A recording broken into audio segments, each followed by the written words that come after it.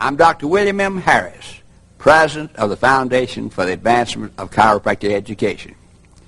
In a few minutes, you're going to see a film about chiropractic made by chiropractors, for chiropractors, and their patients. The message is more powerful today than it was 100 years ago. It is with great pride that I introduce this film. Those of you who know me know that I believe very strongly in giving back to this profession that has been the very center of my life for over 57 years. The film you're about to see will help you to understand why I feel as I do. For the first time, chiropractic is taking center stage to tell our story the only way we can, with truth and through the eyes and hearts of our pioneers and leaders.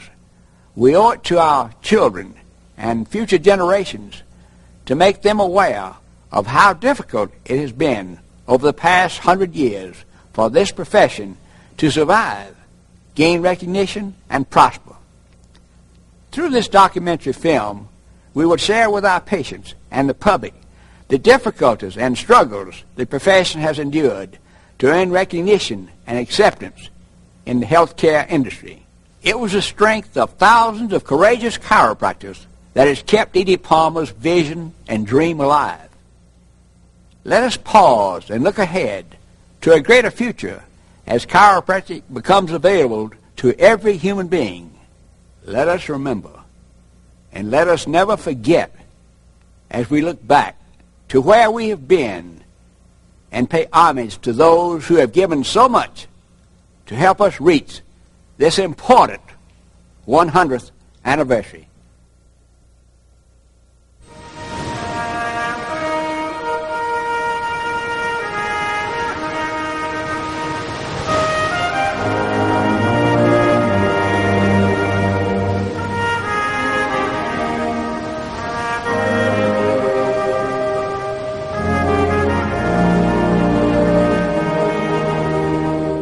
Healthcare in the United States is certainly in a crisis. I think it's all about money. It's about the politics. It's not about people's lives. Everybody wants to make a profit, so we went from healthcare being a service to now being a big money maker. I get frustrated when I'm sick and the doctors don't know what's wrong with you, but they just keep prescribing medications, and when one doesn't work, they prescribe another one. I got the standard, okay, what's wrong with you? Here's what you take, next patient. Because a lot of them scare you, and there's so many unnecessary tests. I don't think we have the right answer yet.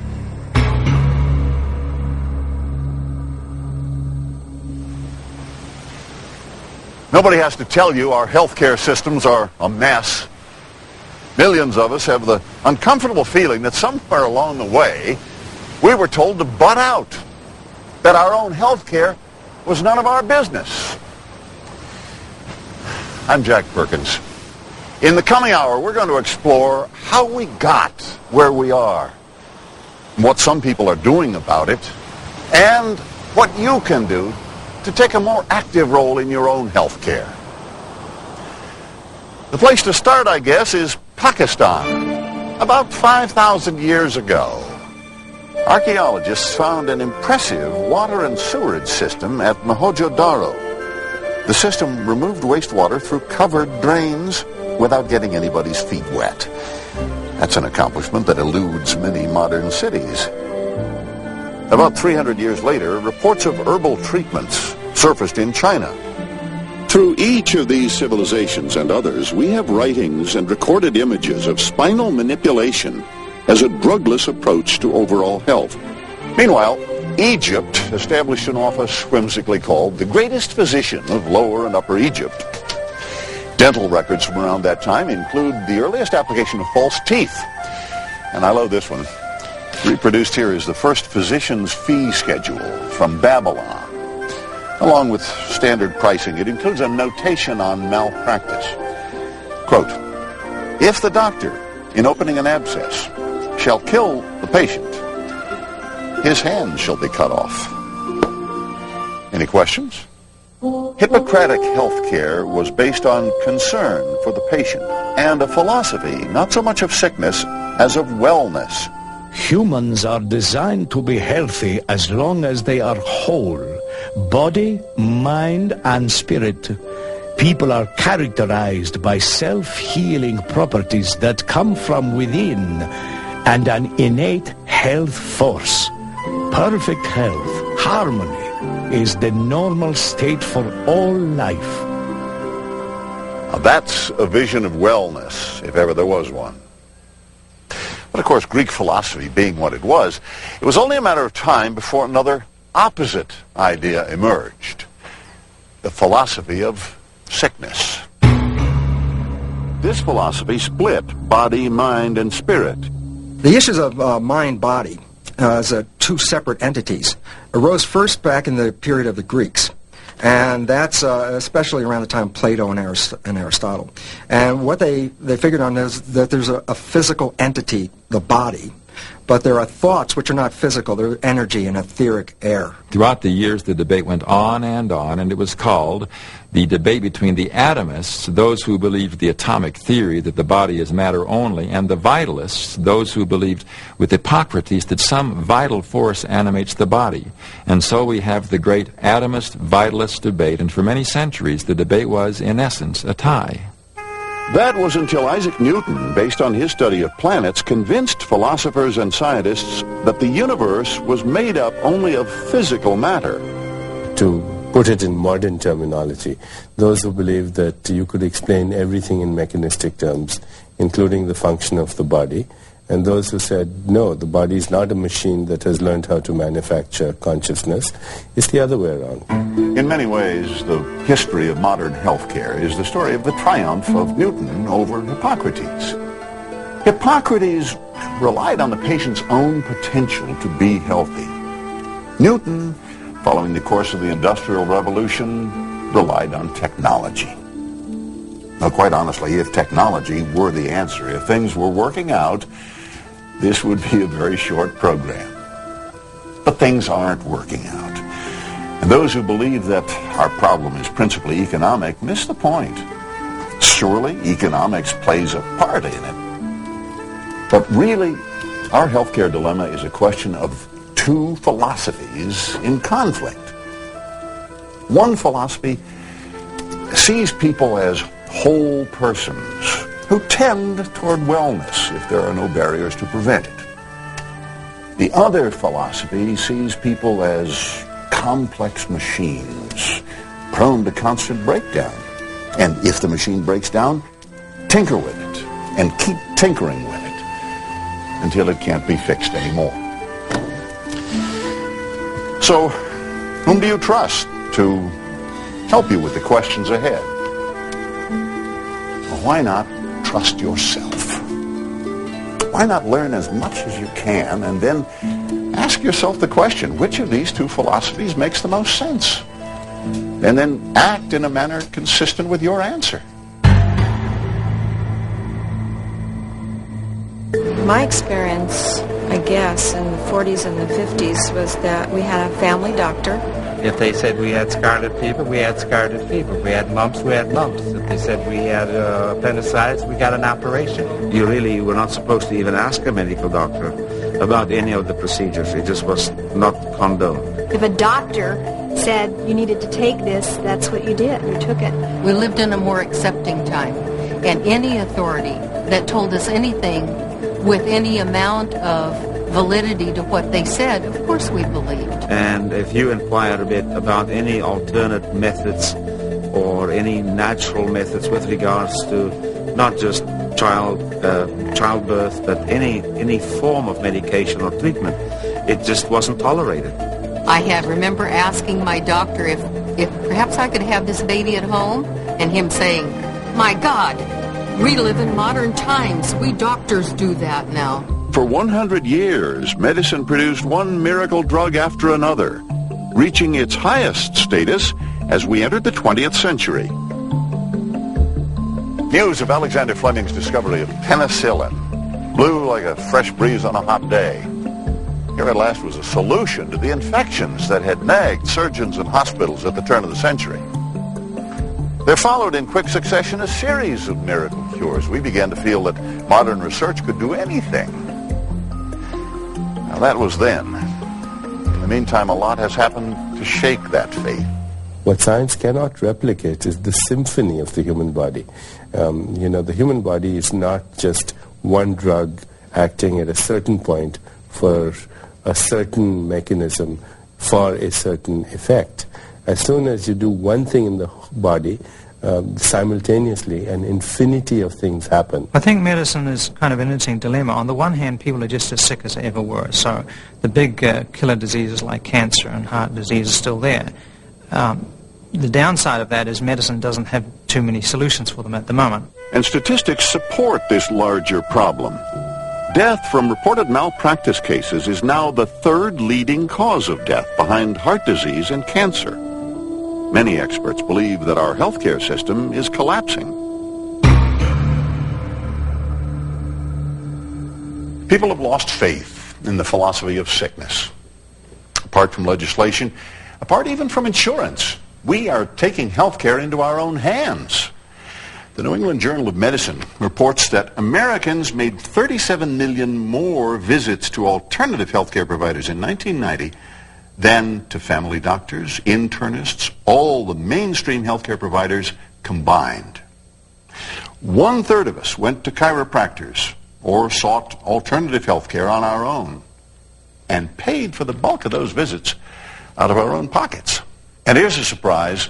Those of us most likely to seek alternatives to mainstream healthcare are 25 to 49 years of age, well-educated, with incomes in excess of $35,000. I happen to believe that there are methodologies and different philosophies of healthcare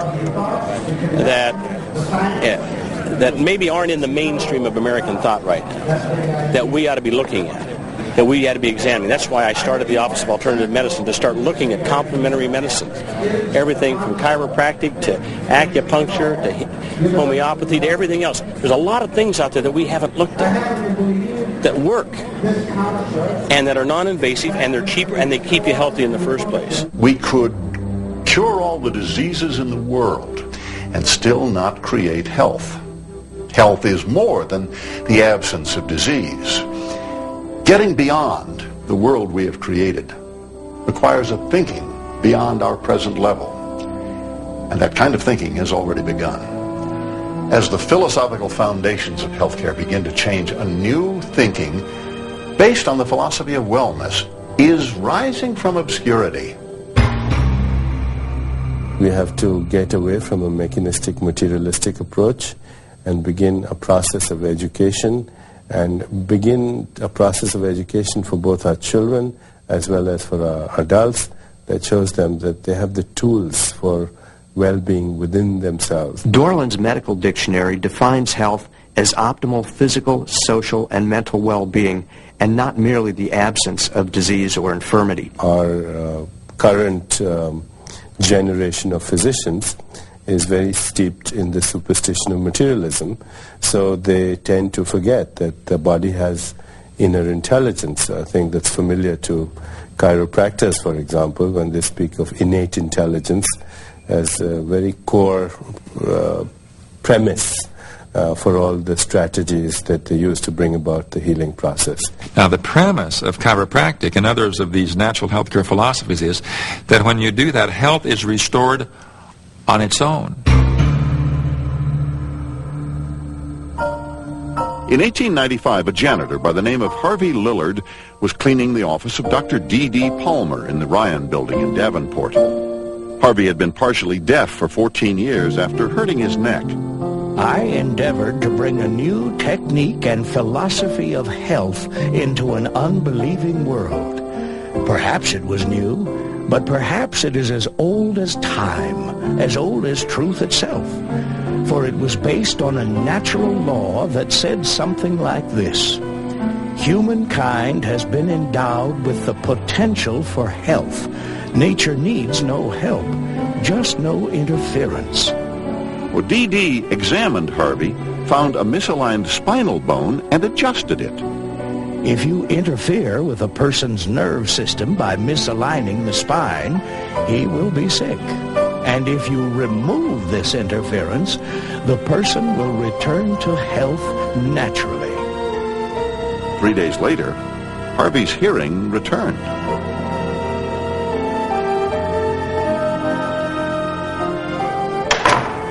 It would be decades before science had the research tools to verify D.D. Palmer's words. In the meanwhile, his discovery caused excitement among patients who were helped where medicine had failed them, and more than a little suspicion from the scientific establishment of the day. In the early years, chiropractic was stiffly opposed by scientific, political, and judicial systems. If you read the history of the AMA, you discover that there was a Council on Medical Education established in 1906 whose goal was to reform all education and make sure that it was scientific, and they succeeded largely. There was an early Council on Propaganda, which was designed to advertise the dangers of non-medical therapies, so that there has been, from the beginning of medicine in America, a concerted effort to oppose non-medical therapies. Prosecuting authorities were very vindictive, and the tenacity of the medical authorities and their jealousy and hatred and vindictiveness is hard to describe. I was arrested 12 times for practicing chiropractic in Cincinnati, Ohio.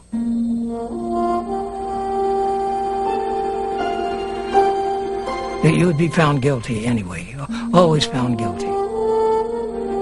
I was in prison for the terrible crime of practicing chiropractic and helping people, but while I was in prison, I was committing the same darn crime on the guards and the inmates. The truth is, many chiropractic pioneers paid dearly for their commitment. We will return to From Simple Beginnings in a moment. Unfortunately, I never met my grandfather, but he was the first chiropractor in our family. And was a chiropractor for about 38 years. My dad and his two brothers became chiropractors. In 1895, D.D. Palmer defined a new philosophy of health. A number of our players throughout my career on the Olympic water polo team have had doctors tell them that your career is over. And one of the members of the team had just been advised by orthopedics never to play water polo again. My dad came in and he was so confident, and I gave him an adjustment. And that player never had another problem. Chiropractic was attacked because of its philosophy that health comes from within. It was funny because the one father came over to me and said, all my life I gave chiropractors a hard time. He said, but my son told me how you helped him so much that he said, I ask your forgiveness. Today, science has verified Dr. Palmer's discovery. It's very powerful when you can help somebody's body to heal itself. Celebrating 100 years of your good health. We now return to From Simple Beginnings. Perhaps the most influential of the early doctors of chiropractic was Dr. B.J. Palmer. Now, B.J. was the son of D.D. Palmer, and by all accounts, the developer of chiropractic.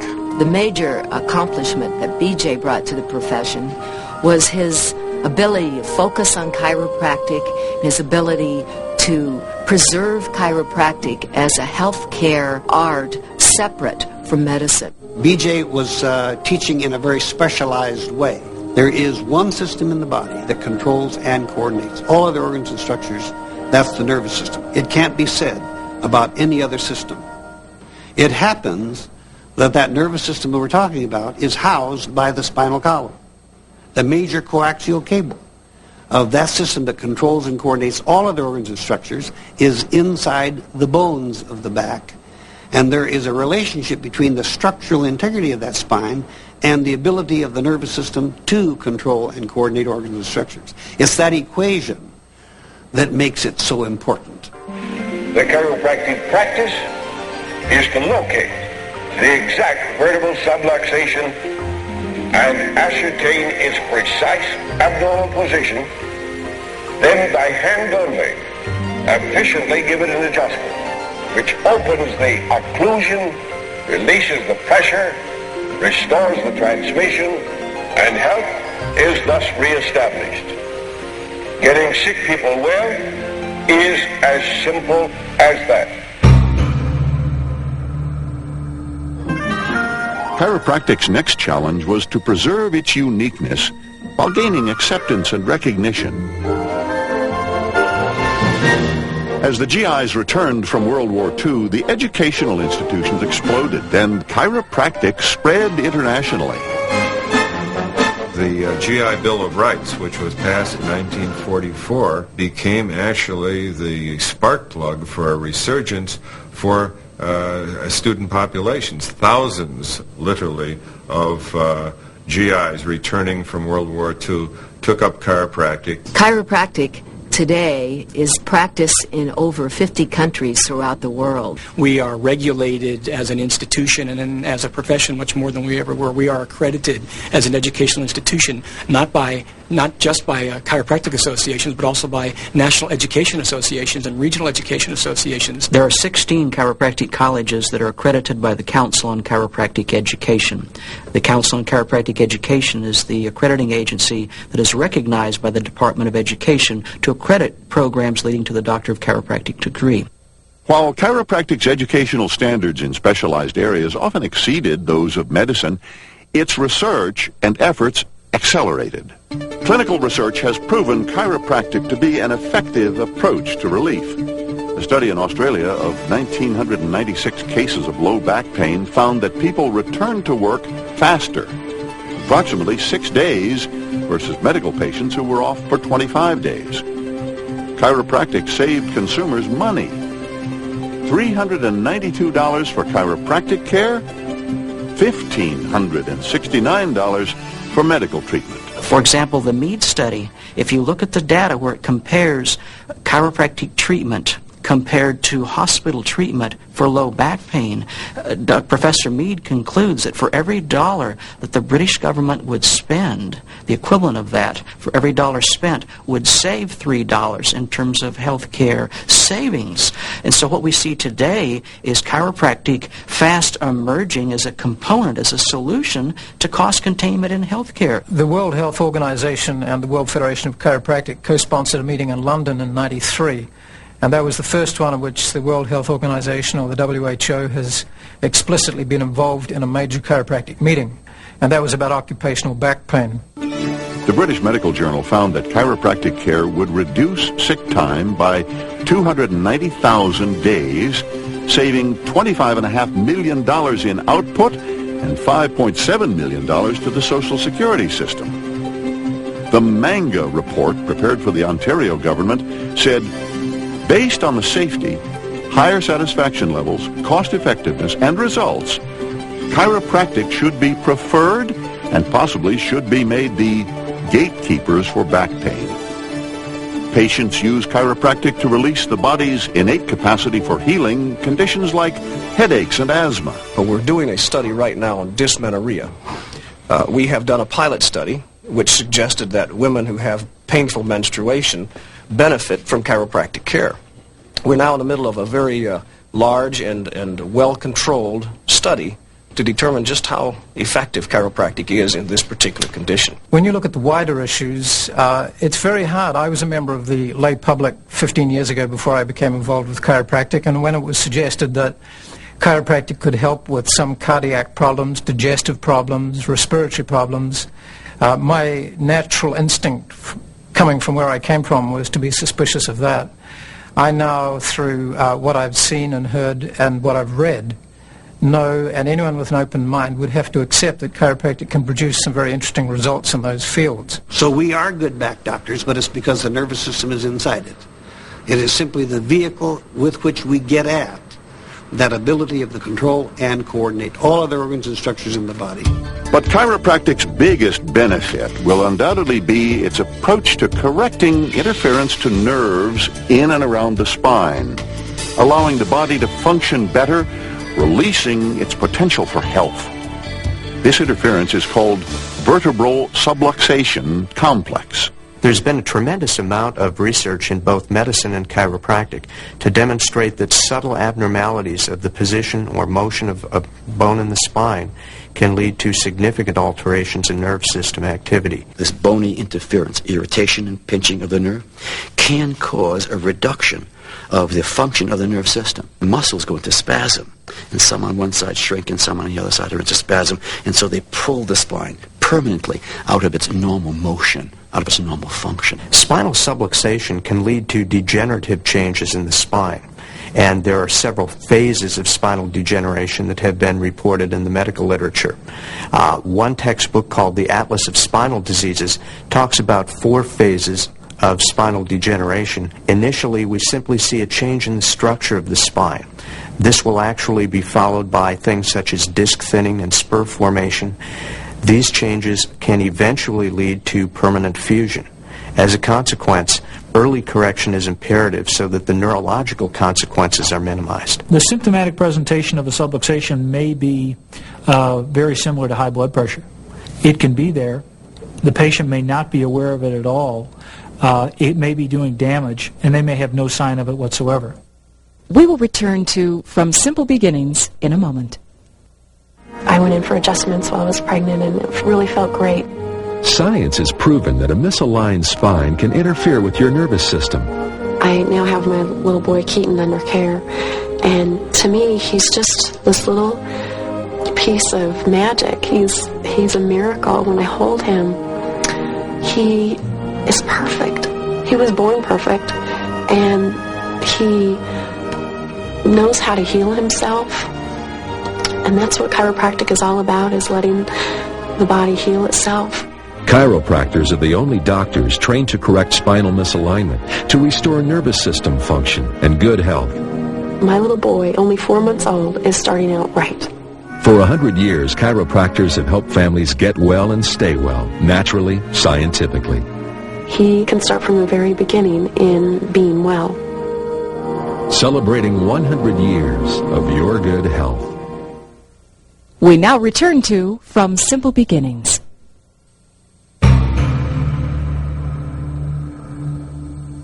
In 1993, at the University of Calgary, a research team discovered a group of cells at the top of the neck, the top of the spinal cord, that actually is the direct pathway between the nervous system and the immune system. If there was possibly any interference to that area of the spine and the spinal cord, it's possible that that would impact the immune system's ability to protect that person's body.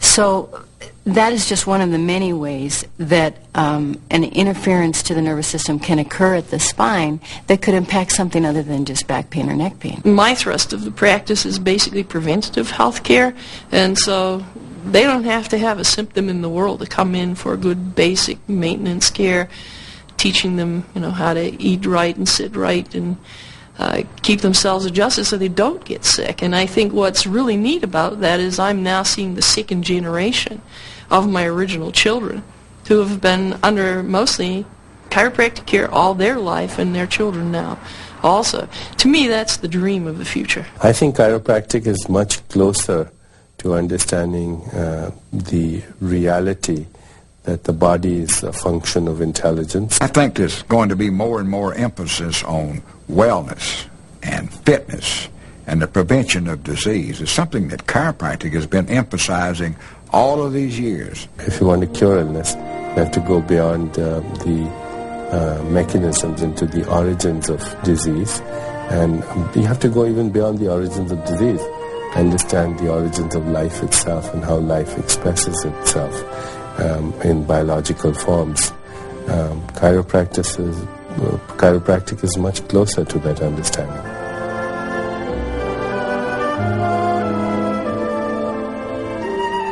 The future of healthcare comes down to philosophy. Sickness or wellness? Which philosophy makes the most sense? Your answer to that question affects the care you seek. Indeed, your answer determines what you will insist upon as we continue to pursue healthcare reform. It is all unfolding in our lifetimes. Where it goes is not in the hands of institutions or systems. It is in your hands and mine. Thanks for taking this journey with us. I'm Jack Perkins.